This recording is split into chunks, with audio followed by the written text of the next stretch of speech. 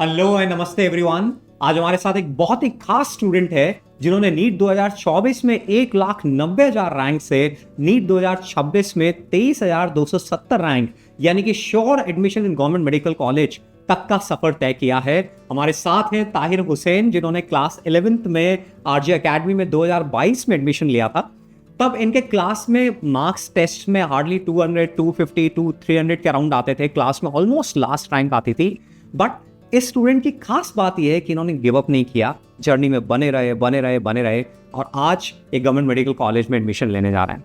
तो ताहिर, हम पिछले 4 साल की जर्नी को देखते हैं। तो क्लास 11 से अपन स्टार्ट करते हैं। उस टाइम कैसा रहता था आपका और क्या इंस्पिरेशन थी जिससे कि आप आगे बढ़ते रहे? सर, जैसे मैंने अपनी जर्नी स्टार्ट करी थी तो उस टाइम मेरे क्लास में लास्ट रैंक आता, तो जिस वजह और मैं काफ़ी 12 आवर्स इंक्लूडिंग क्लासेस तो उतना स्टडी करता था, लेकिन मेरे मार्क्स आते नहीं थे। तो क्लास में बच्चे में मजाक बनाते थे कि तो, लेकिन फिर भी मैं बना रहा। मैंने मेरे टीचरों पे एकदम भरोसा रखा, तो उस वजह से मैं मेहनत करता गया तो आज मैं श्योर सिलेक्शन। तो मैं ताहिर के बारे में बताऊंगा। ऑलमोस्ट क्लास 11 से पिछले 4 साल से आरजी में ये 10 से 12 घंटे डेली बिताते थे, जिसमें आप 5 घंटे की क्लासेस मान लीजिए और बाकी 5 से 6 घंटे इनकी सेल्फ स्टडी यहाँ पे आरजी में ही होती थी। क्लासेस हो या नहीं हो, जिस दिन क्लास नहीं है उस दिन 12 घंटे ये वहाँ पे लाइब्रेरी में बैठ के पढ़ते थे। क्लासेस हैं तो उसके अलावा बाहर पढ़ाई करते थे।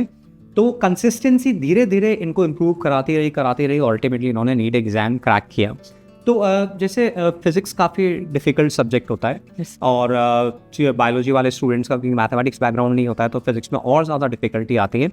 तो आपने जैसे क्लास 11th में आप आए और आप मुझे बता रहे थे कि क्लास 9-10 में बहुत अच्छी तरह से पढ़ाई नहीं हो पाई थी क्योंकि हम्बल बैकग्राउंड होने की वजह से फादर की रेडीमेड गारमेंट की शॉप है वहाँ पे बैठना होता था। तो जब यहाँ पर आए तो पढ़ाई डिफ़िकल्ट होती थी, फिजिक्स समझ में नहीं आती थी। कैसे मैनेज करते थे उन चीज़ों को? सर, मैं क्लास 10th में भी मैं वीक पोर्शन मैथ रही थी, तो जैसे फिजिक्स में मुझे शुरू से ही बहुत दिक्कत आई थी। लेकिन प्रतीक सर और आपकी गाइडेंस की वजह से मैंने आपके कहने के मुताबिक मैं चला। आपने कहा कि फिजिक्स में हमेशा पेन पेपर के साथ ही प्रैक्टिस करनी है। तो मैं हमेशा पेन पेपर के साथ प्रैक्टिस करता और आपके बताए हुए तरीके से ही करता। तो फिर मुझे फिजिक्स समझ में भी आने लग गई। तो केमिस्ट्री में, फिजिकल केमिस्ट्री में क्योंकि मैथमेटिकल होती है तो वहाँ पे भी प्रॉब्लम्स आती होंगी। कैसे उसको आपने समझा? केमिस्ट्री के अंदर भी गौरव सर, संदीप सर, उन्होंने भी काफ़ी हेल्प करी है। केमिस्ट्री में भी थोड़ी दिक्कत आती थी, लेकिन संदीप सर, गौरव मिश्रा सर, तो उन्होंने काफ़ी बढ़िया तरीके से समझाया। तो हमेशा कॉन्सेप्ट क्लियर रहे थे मेरे। ताहिर, जैसे क्लास 11th में जब आप आए, बच्चे क्लास 10 से आते हैं तो मेजॉरिटी ऑफ बच्चे डिस्ट्रैक्टेड होते हैं सोशल मीडिया में, गेमिंग में और रिलेशनशिप्स में। OTT प्लेटफॉर्म्स पे ध्यान जाता है, IPL की बातें करते हैं, दूसरे मैचेस की बातें करते हैं। तो उस इन्वायरमेंट में अपना पढ़ाई में लगातार बने रहना बिना डिस्ट्रैक्शन के कैसे मैनेज करते थे? क्या आपको डिस्ट्रैक्शंस में जाने का मन नहीं करता था? सर, मैं जब अपनी जर्नी स्टार्ट करा था, मेरे काफ़ी दोस्त काफ़ी मज़े करते गेम के अंदर। कोई ट्रिप पे जा रहा है, कोई किधर जा रहा है, तो मुझे वो देख के काफ़ी ऐसा बुरा लगता है कि मैं अपनी जर्नी में इधर मेहनत अपनी करे जा रहा हूँ और उधर मज़े कर रहे हैं। लेकिन एट द एंड अभी जब मैं सिलेक्शन हो गया तो मुझे मेरी सारी जर्नी में जितनी भी मैंने प्रॉब्लम्स झेली सब वर्थ लग रही है। तो बच्चों, ये खास बात नोट करने वाली है कि एक्चुअली आपको सक्सेस चाहिए तो आपको सेक्रीफाइसेस करने होते हैं और उस टाइम थोड़ा बुरा भी लगता है। बट आपको अपना ड्रीम बड़ी पिक्चर दिखती है कि यार नहीं, पढ़ना पड़ेगा। यदि मेडिकल कॉलेज में जाना है, यदि इंडिया की टॉप इंजीनियरिंग कॉलेज में जाना है तो पढ़ना ही पड़ेगा। और पढ़ने से वो सेक्रीफाइसेस बाद में अच्छे लगते हैं कि यार हमने राइट टाइम पे राइट सेक्रीफाइसेस कर लिए, तो आज हमारे पास में ये अचीवमेंट है। नीट 2024 में जब ताहिर 1,90,000 रैंक के अराउंड आपके रैंक आई तो सिलेक्शन से काफ़ी दूर थे। तो आपको नहीं लगा कि मैं ये ऑलमोस्ट 2.25 लाख रैंक का गैप कैसे ब्रिज करूँगा, मैं क्या इतना इम्प्रूव कर पाऊँगा? कहाँ से वो सपोर्ट मिला और कैसे आपने फिर से तैयारी करने का सोचा? सर, मैं जैसे मेरे मार्क्स आए थे तो उस हिसाब से मैं काफ़ी डिमोटिवेट हो गया था। लेकिन मेरे फादर ने मुझे काफ़ी, मेरी जर्नी में मेरे फादर का बहुत बड़ा रोल है, तो उन्होंने मुझे काफ़ी मोटिवेट करा। तो उस वजह से मैंने अपनी हिम्मत वापस रीगेन करी और मैं वापस अपने आप को इस लाइन में लेके आ गया। तो मैंने फिर काफ़ी मेहनत करी। राइट। और नीट 2025 का पेपर एक्सेप्शनली डिफिकल्ट था।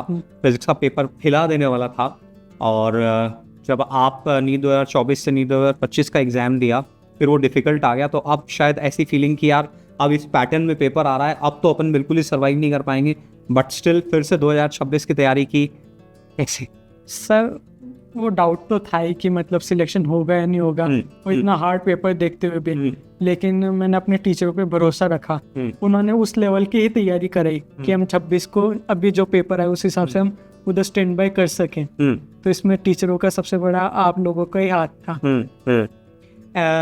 जैसे 2026 का पेपर भी फिजिक्स का अच्छा डिफिकल्ट पेपर था, तो कहीं टेम्परामेंट डिस्टर्ब हुआ? Yes, और sir. क्या प्रैक्टिसेस थी जो आपने इवन अपनी पढ़ाई की ड्यूरेशन और उस टाइम रियल टाइम एग्जाम में भी आपने अप्लाई करी? सर आपने हमको क्लास में एक बार जी। बताया था बॉक्स ब्रीथिंग के बारे में, तो वो मुझे बहुत काम में आई थी मेन डे पे, क्योंकि मैं अपना टेम्परामेंट लूज कर दिया था।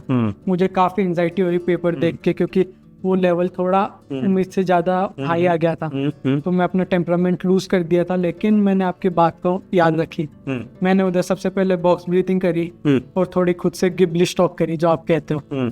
तो उसने मुझे वापस मतलब मेरे सिंपैथेटिक्स पे था जो पैरासिम्पैथेटिक मोड में आ हाँ। गए, वो चीज़ें आपके दिमाग में बैठ गई थी कि मुझे रिलैक्स रखना है अपने नर्वस सिस्टम को। तो ये बड़ी काम की चीज़ होती है एक्चुअली, आपके पास ऐसे टूल्स अवेलेबल रहने चाहिए जिनसे कि आप अपने स्ट्रेस को मैनेज कर सको, और रियल टाइम इवन एग्जाम देते वक्त भी यदि आप सपोज एकदम पैल्पिटेशन मोड में चले जाओ, आपको घबराहट हो, तो वहाँ से बाउंस बैक कर पाओ। और ताहिर भैया ने एक्चुअली ऐसा ही किया। ताहिर ने वहाँ पे जब केमिस्ट्री का पेपर देते देते एकदम इनको घबराहट हुई, तो इन्होंने पॉज दिया, बॉक्स ब्रीदिंग की, थोड़ी गिब्रिश टॉक करी और अपने आप को कंपोज करके फिर से पेपर अच्छी तरह से कर पाए।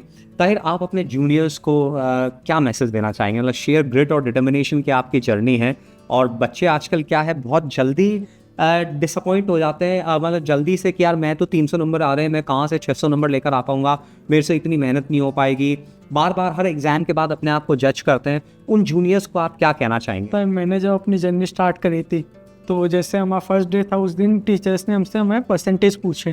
तो किसी के 90% थे, किसी के 95, यहाँ तक 99 भी थे बच्चों के, लेकिन मेरे थे 78। तो उस वजह से मुझे काफ़ी डीमोटिवेट हुआ था, और हर टेस्ट में मैं लगभग लास्ट रैंक आता। तो मतलब मेरे टीचर्स ने, प्रतीक सर, आप लोगों ने मुझे कहा कि अपने मार्क्स से खुद को जज मत करो, अपनी गलतियों से सीखो। तो मैं हमेशा आपके बताए हुए तरीके से मैं अपनी गलतियाँ लिखता है डायरी के अंदर, उससे मैं गलतियों से हमेशा सीखता। तो उसने मुझे काफ़ी अपने नंबर इम्प्रूव करने में हेल्प कराई है।